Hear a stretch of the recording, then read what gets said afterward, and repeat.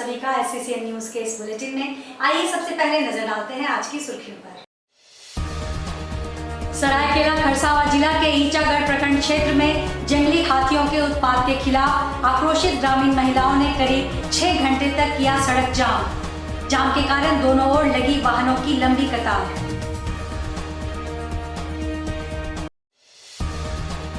अपने लंबित महंगाई भत्ता के भुगतान एवं अन्य मांगों को लेकर झारखंड राज्य अराजपत्रित कर्मचारी महासंघ ने दिया 1 दिवसीय धरना।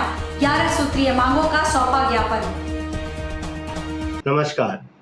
शारदीय नवरात्रि, दुर्गा पूजा, दिवाली, छठ के आगमन पर अब जमशेदपुर वासियों को मेरे शुभकामनाएं। ये तीनों त्यौहार आप लोग हर्षोल्लास और सुरक्षित रूप से मनाएं। धन्यवाद। खबरें अब विस्तार से। सरायकेला खरसावां जिला के ईचागढ़ प्रखंड क्षेत्र के सिल्ली रंगामाटी सड़क पर पीड़ित के खेड़वन के पास जंगली हाथियों के उत्पात के खिलाफ आक्रोशित ग्रामीण महिलाओं ने करीब 6 घंटे सड़क जाम कर दिया। सड़क जाम करने से दोनों ओर सैकड़ों वाहनों की कतार लग गई। लंबी दूरी के वाहनों का 2 किलोमीटर तक जाम लग गया। घटना की सूचना मिलते ही ईचागढ़ थाना प्रभारी गौरव मिश्रा पुलिस बल के साथ सड़क जाम स्थल पर पहुंचे व ग्रामीणों को समझाने की कोशिश करते रहे, मगर उग्र ग्रामीण हाथियों द्वारा क्षति किए गए धान आदि फसलों का सही मुआवजा देने व हाथियों को तत्काल क्षेत्र से भगाने की मांग पर अड़े रहे। बाद में वन विभाग के वनपाल राधा रमन ठाकुर, मुकेश कुमार आदि दल बल के साथ पहुंचे और ग्रामीणों से वार्ता कर हाथियों को क्षेत्र से भगाने, टॉर्च, पटाखा आदि का वितरण करने व क्षति फसलों का मुआवजा देने का आश्वासन के बाद सड़क जाम को हटाया गया। वहीं वन विभाग द्वारा बुधवार एवं शनिवार को मिलन चौक में कैंप लगाकर तत्काल मुआवजा फॉर्म जमा करने व सभी प्रक्रिया कैंप में ही पूरी करने का आश्वासन भी दिया गया। बताया गया कि मुआवजा फॉर्म वन विभाग के अंचल कार्यालय भेजा जाता है, जिससे प्रक्रिया से गुजरने में विलंब होता है। कैंप में अंचल के कर्मचारी जमीन का सत्यापन ऑन द स्पॉट करेंगे ताकि समय पर पीड़ित किसानों को हाथी द्वारा फसल व मकान क्षति का मुआवजा मिल सके। मालूम हो कि पीलीत, रघुनाथपुर व खेड़वन जंगल में 40 से 42 की संख्या में हाथियों का झुंड डेरा जमाए हुए है। शाम होते ही हाथियों का झुंड खेतों में आकर पके धान की फसलों को चट कर रहा है। ग्रामीण रात भर जागकर अपने घरों को सुरक्षित करने के लिए मजबूर हैं। वहीं गांव की महिला शांति देवी ने कहा कि हमारे पके धानों को हाथियों का झुंड खाकर खत्म कर दिया है। समय पर न मुआवजा मिल रहा है, न ही उचित मुआवजा दिया जा रहा है। खेतों को हाथी बर्बाद कर रहा है, जिससे हम सभी ग्रामीण महिला सड़क पर उतरने के लिए बाध्य हो गए हैं। उन्होंने कहा कि हाथियों को भगाने व फसलों का सही मुआवजा देने की मांग की गई है। रोड जाम किया, मतलब हम लोग को जितना खेत था सारा खेत एकदम धान खा करके ख़त्म कर दिया। ठाकुर लोग खून के जाम के, और अभी सारा रात हमारे गांव में घुमा है। घर के सामने से हम लोग घर से बाहर नहीं निकल सकते हैं। और हम लोग का यहाँ और का घर में अगर जंगल के सामने में दुकान करते हैं तो भी हमरा सब जला दिया। घर सबको झोपड़ी बनाए थे, झोपड़ी को जला दिया। खंभा किए थे ईटा का, जो जंगल का लकड़ी नहीं काटेंगे बोल करके, तो उसमें बोलने लगा कि नहीं तू लोग बिल्डिंग बना रहा है बोल के डोजर ला करके डोजरिंग करवा दिया। घर लोग को मांग है जो ठाकुर लोग को भगाए और हमरा जितना क्षति हुआ है वो भी हमको दे। हम इतना साल हो गया, 15-20 साल हो गया, हमको कुछ नहीं मिल रहा है। कभी भी अगर भूल चूक कभी हम फार्म भरते हैं, लेकिन उसमें हमको क्या मिलता है, 2000 रुपया मिलता है। अब 2000 में हमारा गृहस्थी चलेगा, बाल बच्चा को पोसेंगे हम कैसे। झारखंड राज्य अराजपत्रित कर्मचारी संघ द्वारा अपने महंगाई भत्ता के भुगतान समेत अन्य मांगों को लेकर उपायुक्त कार्यालय के समक्ष 1 दिवसीय धरना दिया गया। झारखंड राज्य अराजपत्रित कर्मचारी महासंघ ने बुधवार को साक्ची स्थित डीसी ऑफिस के सामने धरना दिया। इसके बाद डीसी ऑफिस में 11 सूत्रीय मांगों का एक ज्ञापन भी सौंपा। झारखंड राज्य अराजपत्रित कर्मचारी महासंघ के जिला अध्यक्ष प्रभात गुप्ता ने बताया कि चतुर्थ वर्गीय कर्मचारी को प्रोन्नति नहीं दी जा रही है। आंगनबाड़ी सेविका, स्वास्थ्य विभाग में काम करने वाली सहिया समेत अन्य कर्मियों की नियमावली तक नहीं बनाई गई। तृतीय वर्गीय कर्मियों का ग्रेड पे 2400 रुपये करना है, यह अब तक नहीं हो पाया है। अनुबंध कर्मचारियों को कम पैसे पर काम कराया जा रहा है। मानदेय में बढ़ोतरी नहीं की जा रही है। कर्मचारियों के रिटायरमेंट की उम्र सीमा अभी 60 साल है, इसे 65 साल करना है। इस तरह की कुल 11 मांगे हैं। उन्होंने कहा कि अगर उनकी मांगों को नहीं सुना गया तो 4 दिसंबर को रांची में मुख्यमंत्री कार्यालय के सामने धरना प्रदर्शन किया जाएगा। 11 सूत्री मांग है।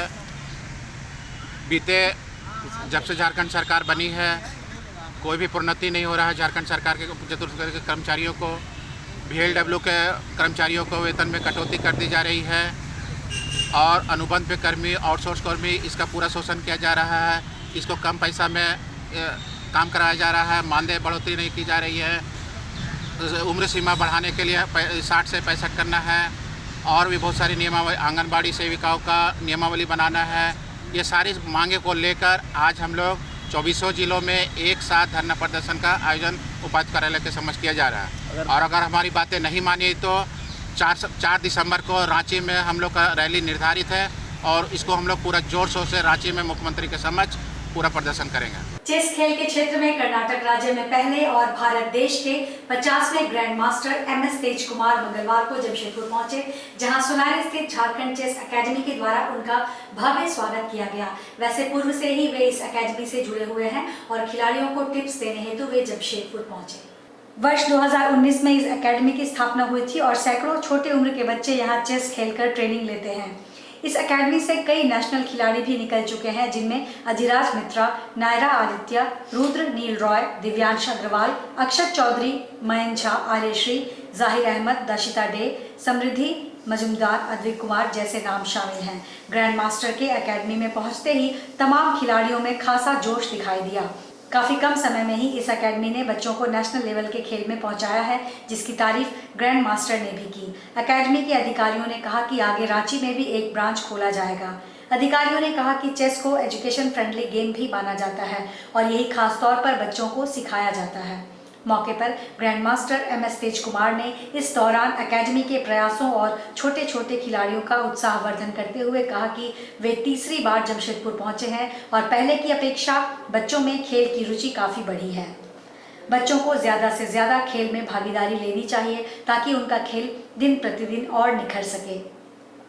चेस एक ऐसा खेल है जो मानसिक स्थिति को स्थिर करता है, साथ ही आत्मविश्वास को यह खेल बढ़ाता है।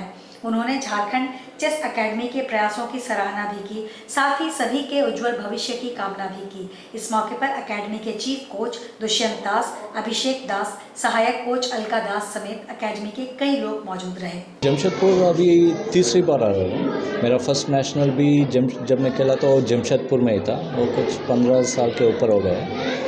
अभी यहाँ आके माहौल बहुत कंप्लीट हो गया है। जब मैं खेल रहा था तब बहुत कम बच्चे खेलते थे, अभी बच्चे लोग ही ज़्यादा है। सो अच्छा है बहुत बच्चों को देखने हुए। और इधर के टूर्नामेंट जो नेशनल हो रहा है वो उससे ज़्यादा एक्सपोजर मिलेगा लोकल बच्चों को।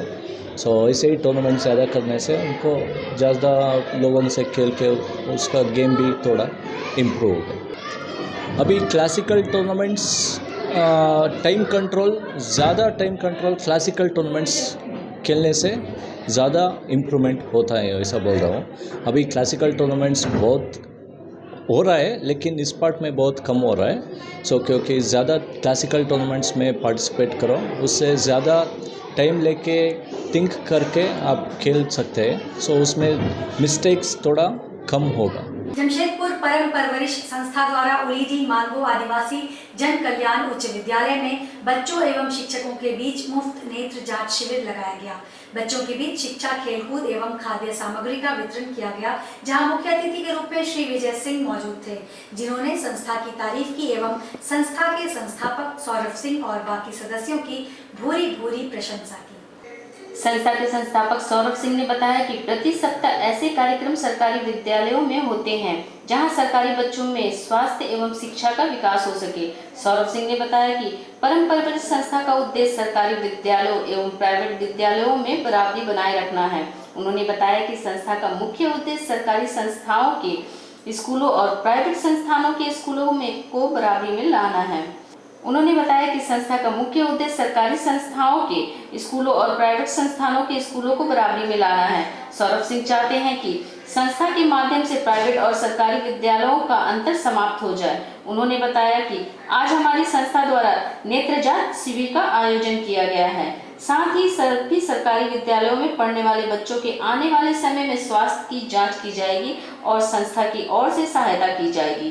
देखिए, इस तरह के स्कूल जहाँ वंचित बच्चे पढ़ते हैं और वहाँ आके एक ये भावना जगती है कि इस स्कूल को और यहाँ के बच्चों को कैसे प्रमोट किया जाए और कैसे वो शिक्षा प्राप्त करें। क्योंकि मेरा काफ़ी लंबा अनुभव रहा है फील्ड में और जैसा भ्रमण करता रहा मैं हमेशा, तो अनुभव है कि जो आदिवासी बच्चे हैं खासकर वो ड्रॉप आउट बहुत ज़्यादा होता है। ड्रॉप आउट मैंने इनको प्रोत्साहित किया बच्चों को अपनी तरह से समझाते हुए कि आप पढ़ाई नहीं छोड़ना है, पढ़ो और कुछ बनो, ताकि कुछ बन के देश के काम हो। क्योंकि बहुत बड़ी जनसंख्या हमारी है जो आज भी शिक्षित नहीं है और इसकी तादाद बढ़ रही है। सबसे खतरनाक चीज़ है कि इसकी आज भी संख्या बढ़ रही है, इसलिए कि पॉपुलेशन ग्रोथ हो रहा है। तो ये हम लोग के लिए बहुत चिंता का विषय है।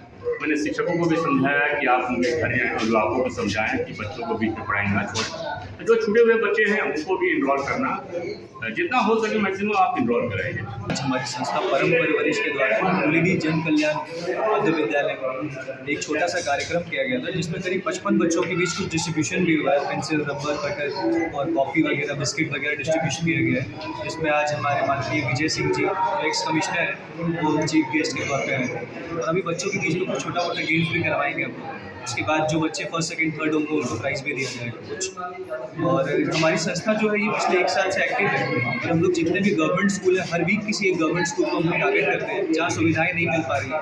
कोशिश हमारी यही होती है कि ज़्यादा से ज़्यादा बच्चों को स्वास्थ्य और शिक्षा की सुविधा दे सकें। नमस्कार। माँ दुर्गा के आगमन पर झारखंड के वासियों को, विशेषकर जमशेदपुर के सभी वासियों को दुर्गा पूजा, दिवाली एवं छठ की ढेरों शुभकामनाएं। साथ में मैं ये भी कामना करता हूँ कि आप सभी त्योहारों को हर्षोल्लास एवं सुरक्षित रूप से मनाएंगे। धन्यवाद।